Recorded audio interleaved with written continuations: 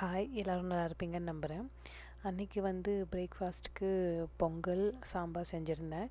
சாம்பாரில் இருந்து கொஞ்சம் நஞ்ச காய், முள்ளங்கி, முருங்கைக்காய் எல்லாமே போட்டு சாம்பார் செஞ்சாச்சு. அந்த சாம்பாரே மத்தியானம் லஞ்சுக்கும் வச்சுக்கிட்டேன். பொங்கலில் நான் அன்றைக்கி குதிரைவாலி மில்லட்டு பொங்கல் தான் செஞ்சுருந்தேன். அதுக்கு நான் பாதி அளவு பாசிப்பருப்பும் பாதி மில்லட்டும் சேர்த்து 3 விசில் போட்டிருந்தேன். 4 கப் தண்ணியில் கொஞ்சம் உப்பு போட்டு.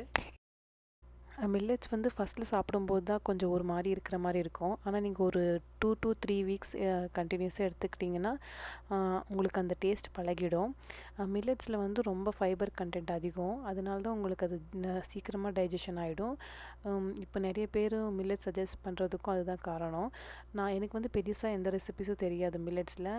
பொங்கல் பண்ணுவேன், அப்புறம் பணியாரம் பண்ணுவேன். ரெண்டுமே ரொம்ப நல்லாயிருக்கும். உங்களுக்கு ஏதாச்சும் புதுசாக ரெசிபிஸ் தெரிஞ்சால் சொல்லுங்கள், நானும் ட்ரை பண்ணி பார்க்குறேன். பாய், நாளைக்கு பார்ப்போம்.